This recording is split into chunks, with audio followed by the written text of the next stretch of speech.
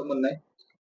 काल धनंजय मुंडे साहेबांनी वंजारी समाजाच्या मेळाव्यामध्ये एक भूमिका मांडली की गेले 200 दिवस माझी जात, माझा जिल्हा आणि माझी माती बदनाम केली जाते, दुश्मनी माझ्यासोबत. तर धनंजय मुंडे साहेब, तुमच्यासोबत दुश्मनी नाहीये. नाही जात बदनाम झाली, नाही माती बदनाम झाली, जिल्हा बदनाम झालाय. तुमच्यामुळे तुम्ही बदनाम झालात, तुमच्यामुळे जात बदनाम झाली, तुमच्यामुळे माती आणि जिल्हा बदनाम झाला. आणि ज्या वेळेला तुम्ही जातीला घेऊन पडताय त्यावेळेला माझे तुम्हाला काही प्रश्न आहेत. स्वर्गीय महादेव मुंडे हे कोणत्या जातीचे आहेत? स्वर्गीय बापू आंधळे यांची हत्या घडून बबनभाऊ गीतेंना तुम्ही जेलमध्ये घातलंय आणि त्या लोकांना जेलमध्ये घातलंय. हत्या करणारे आजही बाहेर फिरतायत. हे कोणत्या जातीचे आहेत? सदैव सातबाई, प्रकाश मुंडे, अप्पा राख, शिवराज बांगर, बाळा बांगर ही लोक कोणत्या जातीची आहेत? तुम्ही अन्याय करताना कधीही कुणाची जात पाहिलेली नाही. आज तुमच्यावर वेळ आल्यानंतर तुम्ही जातीचं पांघरून घेताय. माझी जात ही वारकरी संप्रदायाची जात आहे, मेहनती जात आहे. तुमच्यामुळे आणि तुमच्या 5-10% लाभार्थ्यामुळे आज माझी जात बदनाम होते. याचं मला दुर्दैव वाटतंय. परंतु तुम्ही जातीचं पांघरून घेऊन तुम्ही जे कृष्णकृत्य केलेत त्याला झाकण्याचा प्रयत्न करू नका. माझ्या हत्येचा कट हा रचला गेला होता. एक सनी आठवले म्हणून बीड मधील एक युवक कार्यकर्ता आहे आणि त्या युवक कार्यकर्त्याला सांगितलं, त्यावेळेस त्यांनी सांगितलं मी काही गुन्हेगार नाही, मी एक साधारण माणूस आहे आणि शिवराज बांगर यांची हत्या करू शकत नाही. ते माझ्यासोबत आम्ही एकत्र राहिलेलो आहे. आणि त्यावेळेस सनी आठवलेंनी मला हे सांगितलं होतं, बाळा बांगरनी मला हे सांगितलं होतं की तुमची हत्या होणार आहे आणि थोडंसं सावध राहा. तर सनी आठवलेंनी हा विषय टाळला म्हणून सनीवरती आणि सनीच्या भावावरती मकोक्याची कारवाई केली.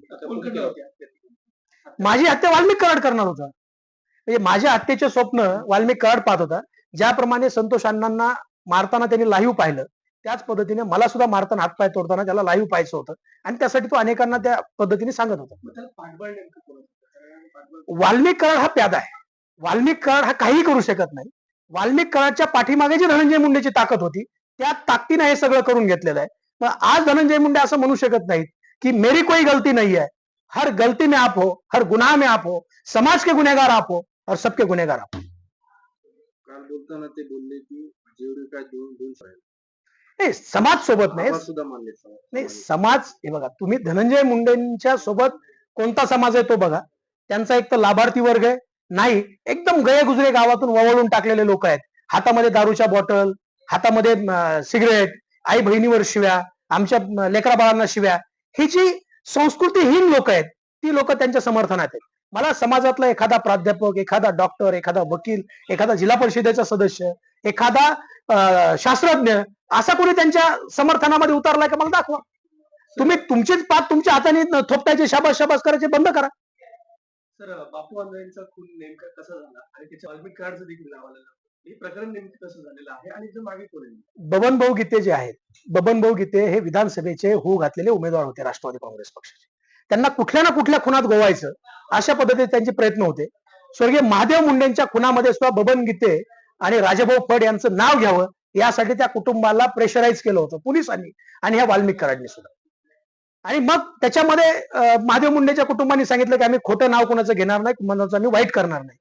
मग त्याच्यानंतर बापू आंधळे हा गरीब वंजारी समाजातला पोरगा, त्याच्या पाठीमागे कुणी नाही, त्याचं कुटुंब लहान आहे, आई वडील वृद्ध आहेत, त्या बापू आंधळेची हत्या महादेव गीतेच्या दारात जाऊन गोट्या गीते आणि या सगळ्या गँगनी वाल्मिक कराडच्या सांगण्यावरून केली. आणि त्या गुन्ह्यामध्ये ज्या महादेव गीतेला गोळ्या घातल्या तो जेलमध्ये, बबनभाऊ गीते आता फरार आहे.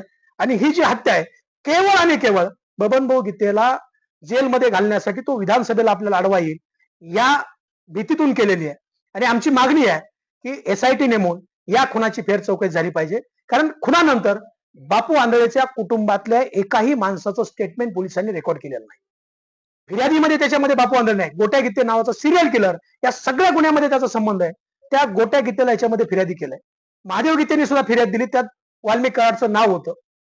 परंतु पोलिसांनी सोयीस्कररित्या त्याचं नाव घेताना वाल्मिकांना घेतलं आणि त्या संशयाचा फायदा देऊन वाल्मिक कराडचं नाव त्या FIR मधून वगळलंय. आमचा परळी पोलिसावरती अजिबात भरोसा नाही. आमचा भरोसा हा कुमावत साहेबावरती आहे, आमचा भरोसा हा कावत साहेबावरती आहे. आणि त्याच्यामुळे आम्ही पंकज कुमावत साहेबांची SIT या सगळ्या परळीच्या प्रकरणामध्ये नेमा अशी मागणी केलेली. निश्चितपणे त्या मागणीला मुख्यमंत्री साहेब सकारात्मक प्रतिसाद देतील आणि जर नाही मिळाला तर रस्त्यावरची लढाई आणि समाजाच्या न्यायालयात सुद्धा आम्ही या विषयामध्ये जाणार आहे. सर बापू आंधळे केवळ सरपंच होते, एवढं वैर काय होतं नेमकं की त्यांना निघून पर्यंत सगळं बापू आंधळेचं कुणाशीही वैर नव्हतं. बापू आंधळे हा बबन भाऊ गीतेचा कार्यकर्ता होता. अनेक बबन भाऊचे कार्यकर्ते पुन्हा वाल्मिक कराडकडे गेले. जे गेले नाहीत त्यांचे हातपाय तोडले, त्यांचे केसेस नाहीत, त्यांचं काही दाखल झालं नाही. आणि मग बापू आंधळे कुणाला तरी मारायचंय, मग असा व्यक्ती मारायचा की ज्याच्या पाठीमागे आपल्याला प्रश्न विचारणारं कुणी नाही.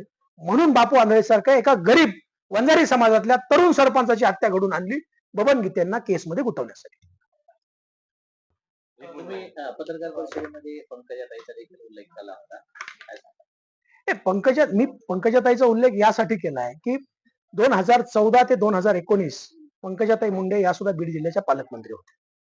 त्या कालावधीमध्ये असं एखादी घटना आमच्या समोर आणून द्या की पंकजाताईने कुणाचं कुटुंब उद्ध्वस्त केलंय, कुणाकडून पंकजाताईने 10 रुपये लुबाडून घेतले किंवा कुणाचं वाटोळं केलंय. पंकजाताईच्या काळामध्ये अशी कुठलीही घटना जिल्ह्यामध्ये घडलेली नाही. मग पंकजाताईच्या नंतरचे 5 वर्ष अनेक हत्या घडल्यात, अनेक खंडणीचे प्रकरण घडलेत, अनेक गुन्हेगारीचे प्रकरण घडलेत आणि ही सगळी प्रकरणं वाल्मिक कराड नावाच्या एका व्यक्तीपासून बाहेर आलेली. आणि वाल्मिक कराडचा जो पाठीराखा आहे, आज भले तुम्ही म्हणताय की मैं गुन्हेगार नहीं हूं, मैंने बहुत छेड़ा है, मैंने बहुत झेला है. तुमने कुछ नहीं झेला है. मंत्रीपद गेल्याच्या तुमची जी तुम्हाला नैराश्य आलंय त्या नैराश्यातून तुम्ही हे बोलताय. गेले 200 दिवस तुम्ही बोलायला पाहिजे होतं. हे प्रश्न 200 दिवसापूर्वी आम्ही तुम्हाला विचारले असते. तुम्ही आज बोलताय, हे प्रश्न विचारतोय. समाजातल्या अनेकांच्या हत्या तुम्ही केल्या, समाजातल्या अनेकांना खोट्या गुन्ह्यामध्ये गोवलाय, समाजातले अनेक लोकांचे व्यवसाय तुम्ही उद्ध्वस्त केले. मग त्यावेळेला तुम्हाला समाज का दिसला नाही? आज तुमच्या वेळ आली म्हणून तुम्ही समाजाचं पांघरून घेऊन बसू नका. माझा समाज हा ऐश्वर्य संपन्न संत भगवान बाबाच्या विचाराचा आहे, छत्रपती शिवाजी महाराजांच्या विचाराचा आहे, बाबासाहेबांच्या संविधानाला मानणार. हा कधीही अशा अगतिक गोष्टीमध्ये जात नाही. तुमच्यामुळं आणि तुमच्या लाडक्या वाल्मिक कराडमुळं आज माझा समाज हा संपूर्ण देशामध्ये आरोपीच्या पिंजऱ्यात उभा आहे. आमच्याकडे पाहताना आरोपी सारखं पाहिलं जातं. मग हे सगळं होत असताना कुणीतरी यांना प्रश्न विचारले पाहिजेत. म्हणून मी प्रश्न विचारतोय, या सगळ्या लोकांची सोय काय?